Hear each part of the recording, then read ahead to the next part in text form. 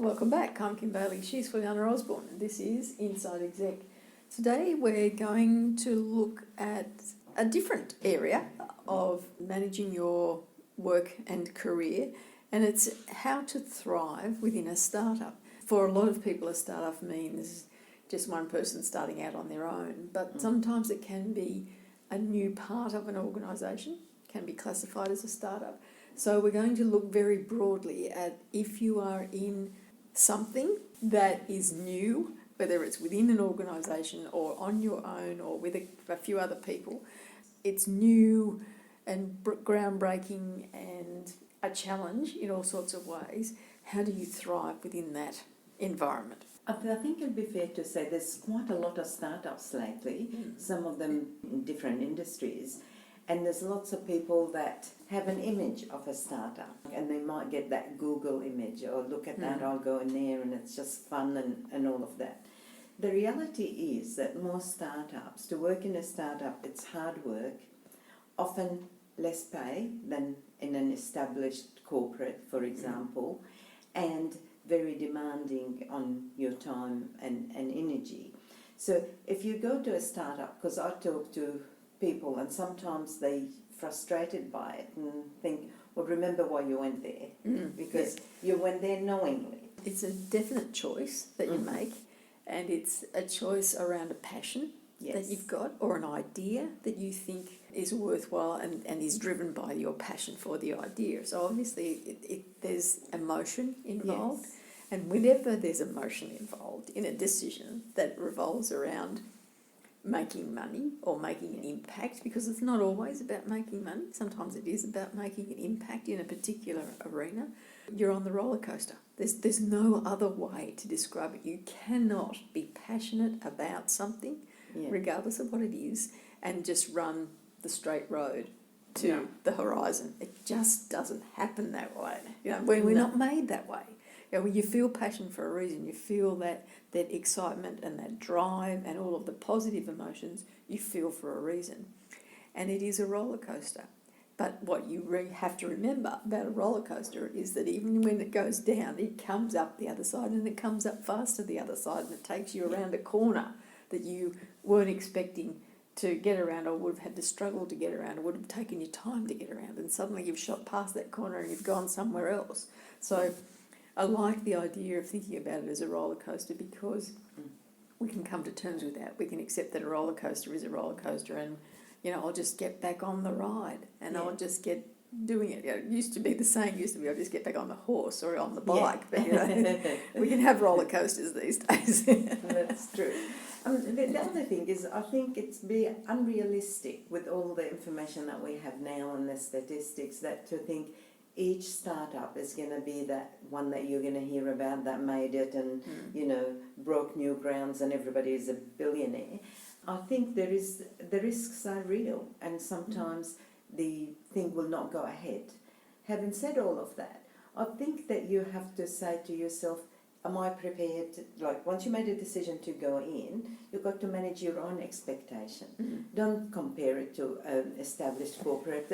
And don't compare it to other startups. And correct. And then also manage your people around your expectation, your friends, your family. It's going to be working strange hours. It's going to be, demanding on your time. And if you know that up front, that can apply to any job. But in a startup, it's trial. You're breaking new grounds. You're travelling a new road. Nobody's been there before in some cases. And therefore, you're going to be discovering things as you go along. And no one's going to have the same passion or belief in the idea that you do. And for the most part, all they will see is the negatives. And some of that is because, particularly when it's family, because they want to protect you from the hurt that they see. They don't want you to be disappointed. They don't want it to not work. But it's also about not having the vision that you've got. So you might have a vision, and you might have this absolute and utter belief that you can be at this point in time. Now, I saw a young fellow last night, in fact, who determined that when he was 14, that he was a chef. And so at 14, he decided that he wanted to be a Michelin star-rated chef, and not just one star, but he was going as far as he could. He was going to have 3 stars when he was 14. Now he's 25 now, and still has that absolute and utter belief in himself. He doubts his own skill, and he feels like he still needs training, this, training that, but he's got now some unconscious competency in what he's doing, and he doesn't realise that because he's come so far already. Yes. And that's the other thing in terms of you and a startup and thriving, is that you have to give yourself some mechanism for reviewing how far you have come. Yes, because if anything, it's much faster. You gain skills much faster Because you have to. You have to, but you have more responsibility. It's only a small group of people. You can't afford to have 3 million staff when your funds are not there. So you're learning much faster. You get more responsibility. You're surrounded by passionate people who want to make things happen. So you're learning skills, both technical and non-technical skills, very, very fast. And it's extremely satisfying. So to go back and keep measuring, as you said, is wonderful, because you kept saying, well, even if this falls over, in 3 months, I couldn't do this before. Now I can do all those 3 things. Yep. Now I can say I'm skilled in, or whatever it is. 2 things occur to me too in all of that, is that sometimes there will be startups where you can't talk about what you're doing because there's confidentiality. You know, it's a completely new idea that you really want to pursue as far as you can go. And I will put the rider on it. I know it's a dampener for some to say no one has an idea in isolation. Regardless of how unique you think your idea is, somewhere, someone else is having a similar thought process. The one who benefits from that idea is the one who believes in it the strongest and will pursue it the furthest. The other area that I would like to look at is identifying that you might be this kind of person who always likes to do startups. You're a starter. You're not a finisher. For whatever reason, doesn't matter. You know, there's a whole slew of tests you can do to see what your personality fits into to say whether you're a starter or a finisher. Now, I live with a starter. Butterfly goes, so we have a saying at home, oh, butterfly went past, you know. I have to pursue the butterfly. I can't finish this thing. He's great at starting things. Absolutely wonderful ideas that come to him all the time. But there's no way on this earth, in the nearly 60 years that he's been around, that he will finish a project. It just doesn't have... No, I know, objection, too and bad. I'll leave it there. You can try all you like. When I say that, it's not that projects won't be completed, but he won't finish the project. And so it's been a case of identifying that that's the case for him, and him embracing that and saying, okay, I'm the startup guy, I'll start this up, and that's what the phrase is, start up. So he starts up things, and then he finds the resources that can continue it on or manage it or keep it floating along until he thinks of the next thing that needs to be presented to it. Incorporate into that is that it's not just one thing at a time. He'll work on at least half a dozen things at the same time, because that's how he is. You know, that's the butterflies in the room. Is that, oh, I'll look after this one, I'll look after this one. But that works for him, and the ideas flow, and he thrives on that environment. What we have had to be careful about is that he embraces that and recognises that that's a good thing. Yes. And the next stage for him is to identify where he can find the resources.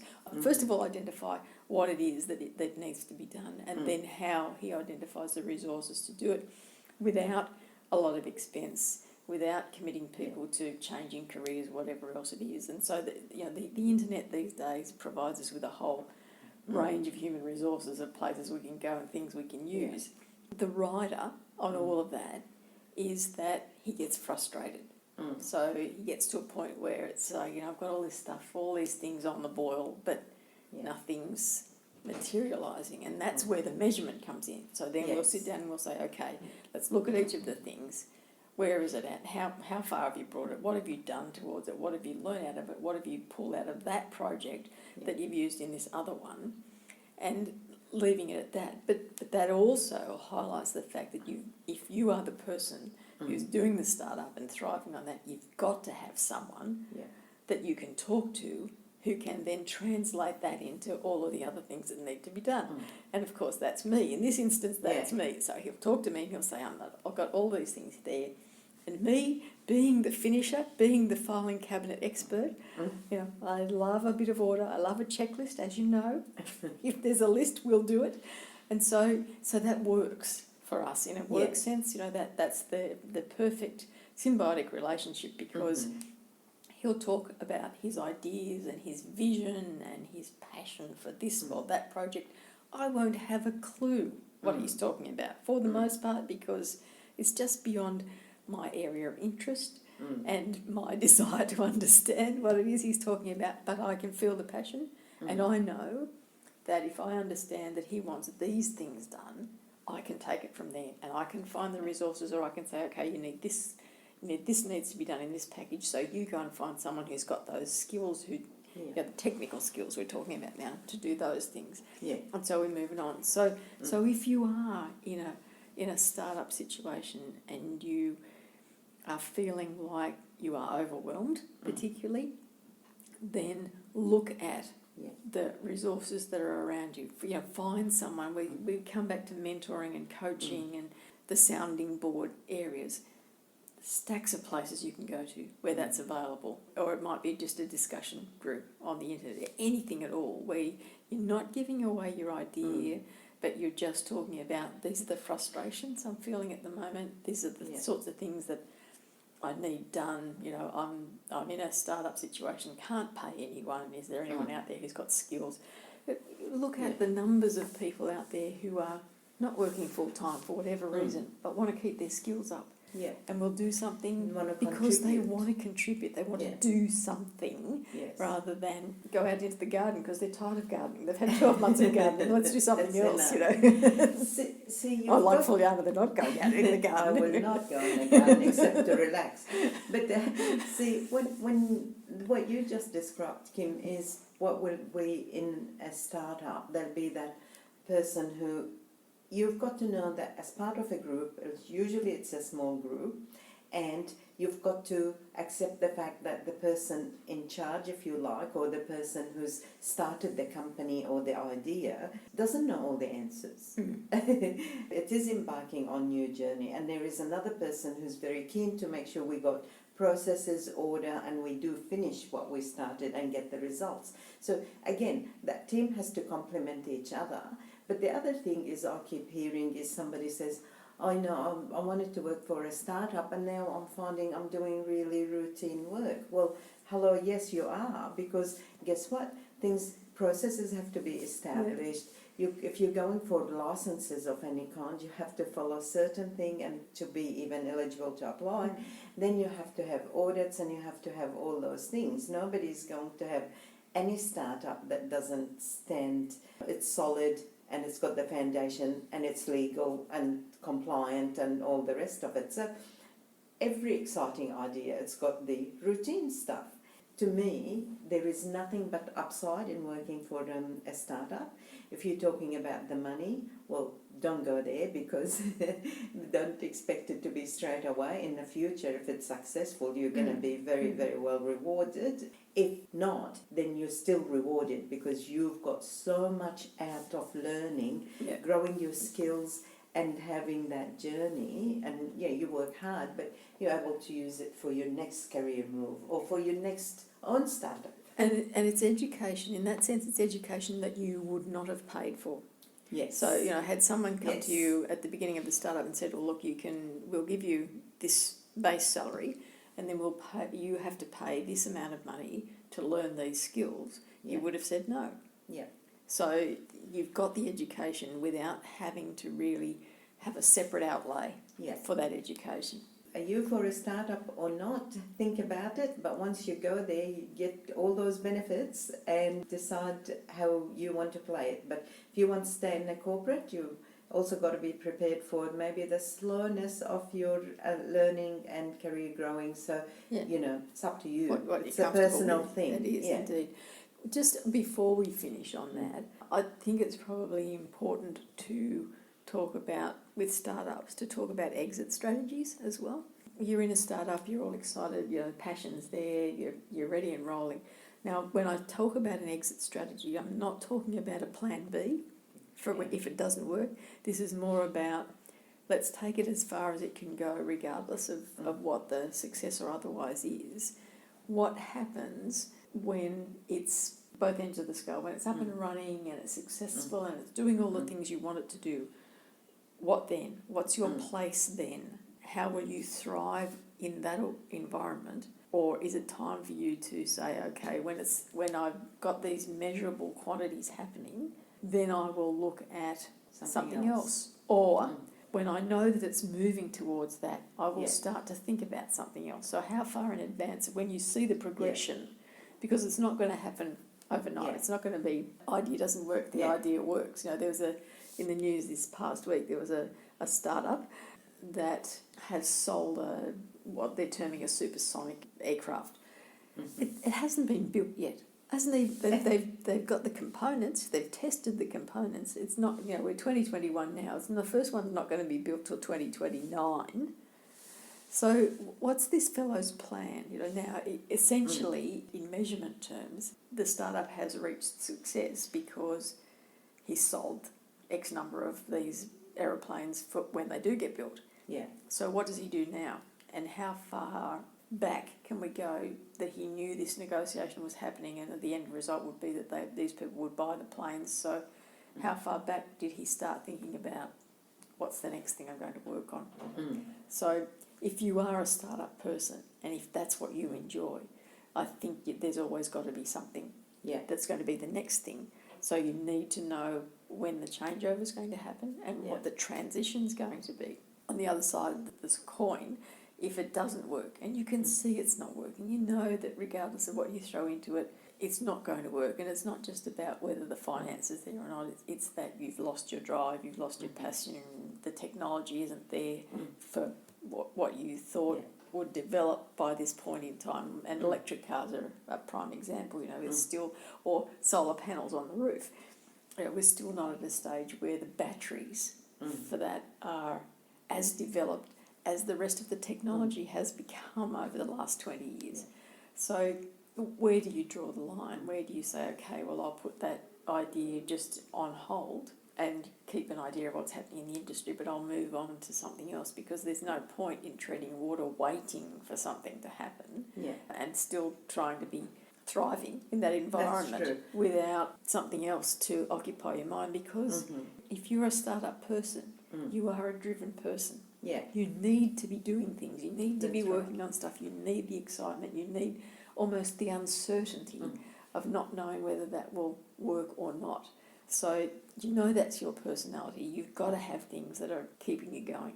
It could be that you got to a point where it's not going to mature to the way you thought about it, but you got something new and very usable. You're able to sell it to someone that will help them in their existing business. So, don't know, particularly with the technology ones, the technological startup. So it could help that. So your achievement wasn't the ultimate goal that you set yourself, but you still achieved. You still made money. You still have a complete product. It's a different product. And then you go on to something else. Now, I think we've covered everything that I wish to cover of this topic, and I know Fulyana finished her talking ages ago because she did try to do the trial close, but she still needs gee, I didn't even realise. Oh, you're right. We shall leave it there for today. I'm Kim Bailey, she's Fulyana Osborne. This is Inside Exec.